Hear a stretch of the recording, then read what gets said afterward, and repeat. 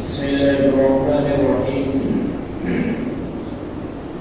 وبه نستعين والصلاة والسلام على سيد الأنبياء والمرسلين وعلى آله وصحبه أجمعين ومن تبعهم بإحسان إلى يوم الدين أما بعد وقد قال الله تبارك وتعالى في القرآن المجيد والفرقان الحميد فأعوذ بالله من الشيطان الرجيم بسم الله الرحمن الرحيم كل نفس ذائقة الموت صدق الله العظيم وقال النبي صلى الله عليه وسلم الميت من دان نفسه وعمل لما بعد الموت أو كما قال عليه الصلاة والسلام اللهم صل على سيدنا محمد وعلى آل سيدنا محمد وبارك وسلم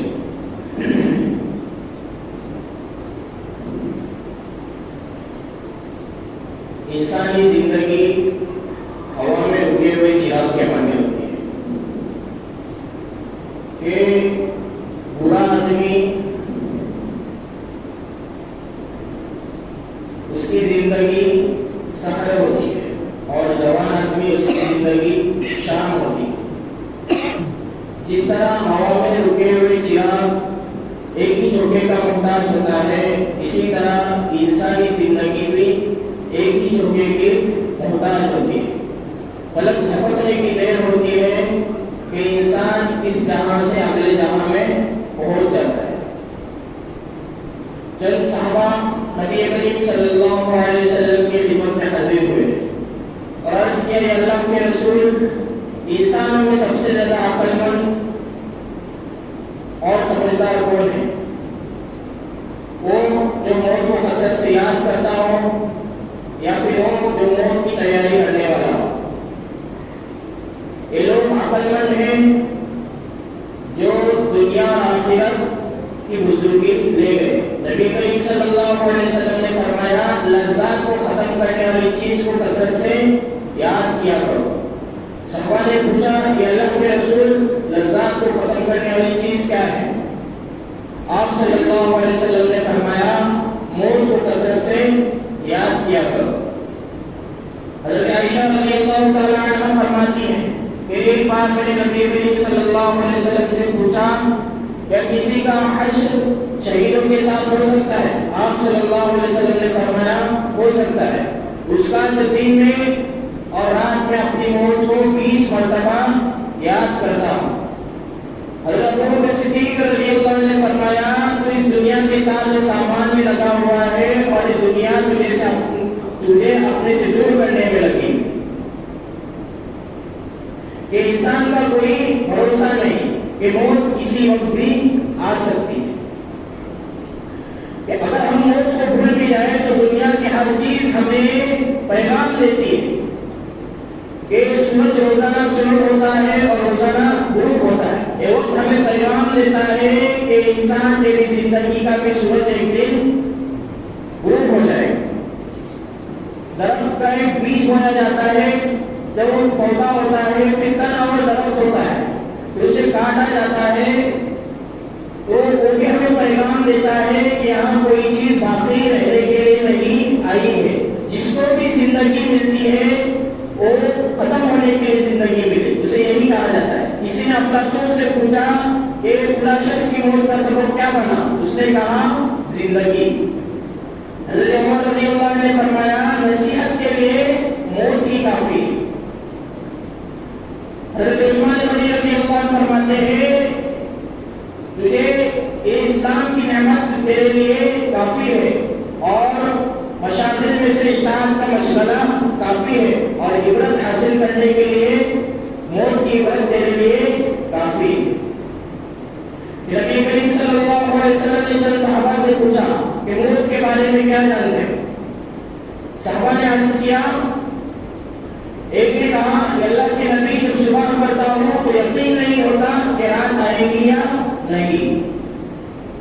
پھر دوسرے صحابی نے کہا کہ اللہ کے نبی 4 رکعت کی نیت باندھتا ہوں لیکن یقین نہیں ہوتا کہ مکمل ہو جائے گی یا نہیں. پھر نبی کریم صلی اللہ علیہ وسلم نے فرمایا میرا حال یہ ہے کہ جب میں ایک طرف سلام پھیرتا ہوں تو مجھے یقین نہیں ہوتا کہ دوسری طرف سلام پھیر پاؤں گا یا نہیں.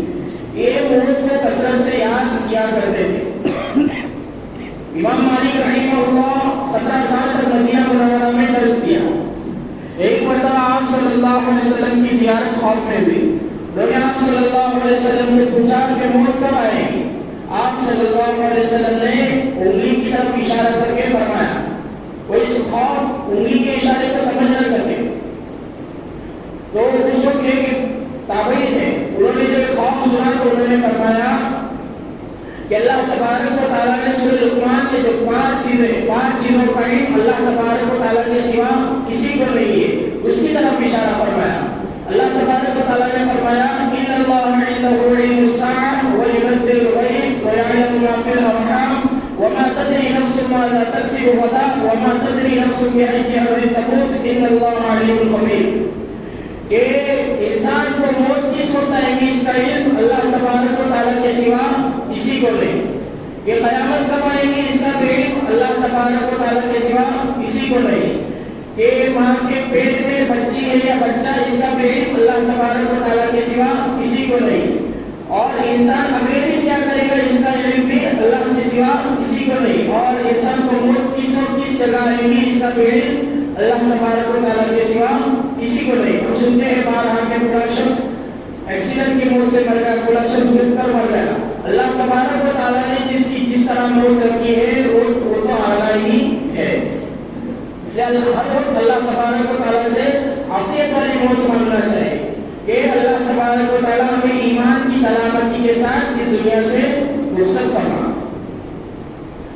تو جو موت کو کثرت سے یاد کرتا ہے اللہ تبارک و تعالیٰ اسے 3 چیزیں عطا فرماتے ہیں۔ سب سے پہلی کہ اسے توبہ کی جلدی سے توفیق ہوتی ہے، اور دوسرا یہ کہ تھوڑی سی دنیا پر قناعت کر لیتا ہے، اور تیسرا ہے کہ عبادت میں اس کو نشاط حاصل ہوتی ہے۔ کہ ہم بعض دفعہ دیکھتے ہیں کہ عبادت میں ہمیں سستی کاہلی آتی ہے، تو کس وجہ سے ہم موت کو کثرت سے یاد نہیں کرتے۔ جب ہم موت کو کثرت سے یاد کریں گے، اللہ کی ذات پر پورا بھروسہ کریں گے، تو اللہ تبارک و تعالیٰ ہماری عبادت میں بھی نشاط پیدا فرمائیں گے۔ کہ موت ہر وقت اعلان کرتی ہے کہ میں وہ موت ہوں جو ماں اور بیٹیوں میں جدائی ڈالتی ہوں، میں وہ موت ہوں جو بھائی بہنوں میں جدائی ڈالتی ہوں، میں وہ موت ہوں جو میاں بیوی میں جدائی ڈالتی ہوں، میں وہ موت ہوں جو ہر دوستوں میں جدائی ڈالتی ہوں۔ کوئی شخص ایسا نہیں جو موت سے بچ سکتا ہے۔ یہ موت یہ بھی اعلان کرتی میں وہ موت ہوں جو قبرستانوں کو آباد کرتی ہوں۔ کہ ہر انسان کو اس دنیا سے چلا جانا ہے، چلے جانے کے بعد اس کا سب سے پہلا مرحلہ ہوتا ہے وہ قبر کا مرحلہ ہوتا ہے۔ اگر اللہ تبارک و تعالیٰ اور اس کے رسول اللہ صلی اللہ علیہ وسلم کے احکامات کے مطابق زندگی گزاری ہوگی تو جو سب سے پہلے قبر میں سوال ہوتا ہے میرا رب کون ہے، اس سوال کا جواب دینا بہت آسان ہو جاتا ہے کہ میرا رب اللہ ہے۔ پھر دوسرا سوال ہوتا ہے تیرا دین کیا ہے، تو اس وقت سوال کا جواب دینا آسان ہوگا جب آپ صلی اللہ علیہ وسلم اور اللہ تبارک و تعالیٰ کے احکامات کے مطابق زندگی گزاری ہوگی۔ یہ میرا دین اسلام ہے۔ پھر آخر میں ایک سوال ہوتا ہے تیرا نبی کون ہے، تو اس وقت سوال کا جواب دینا آسان ہوگا جب آپ صلی اللہ علیہ وسلم کے طور طریقے کو اپنی زندگی میں لایا ہوگا، تو اس وقت سوال کا جواب دینا آسان ہوتا ہے کہ میرا نبی محمد صلی اللہ علیہ وسلم ہے۔ تو اللہ تبارک و تعالیٰ نے زندگی دی ہے، یہ زندگی ختم ہونے والی ہے، یہ زندگی کی کچھ بقا باقی نہیں ہے۔ کہ دنیا کی ہر چیز ہمیں ہر طرف متوجہ دلاتی ہے کہ اگر کوئی چیز چلی جائے تو اس کے بعد بن جاتی ہے، تو یہ زندگی بھی ختم ہونے کے لیے ہے۔ اس لیے یہ زندگی کے ابھی سے قدر کرنی چاہیے۔ جو کچھ زندگی اللہ تبارک و تعالیٰ نے باقی رکھی ہے اس کو اللہ تبارک و تعالیٰ کے منشیات کے مطابق اور رسول اللہ صلی اللہ علیہ وسلم کی سنتوں کے مطابق گزارنے کی کوشش کرے، اور موت کی ایسی تیاری کرے۔ اس لیے نبی کریم صلی اللہ علیہ وسلم نے فرمایا عقل مند انسان وہ ہے جو موت سے پہلے موت کی تیاری کرے۔ کہ اللہ تبارک و تعالیٰ نے قرآن مجید کے اندر فرمایا کل نفس ذائقۃ الموت، کہ ہر نفس کو موت کا مزہ چکھنا ہے، کہ کوئی انسان اس سے بچ نہیں سکتا۔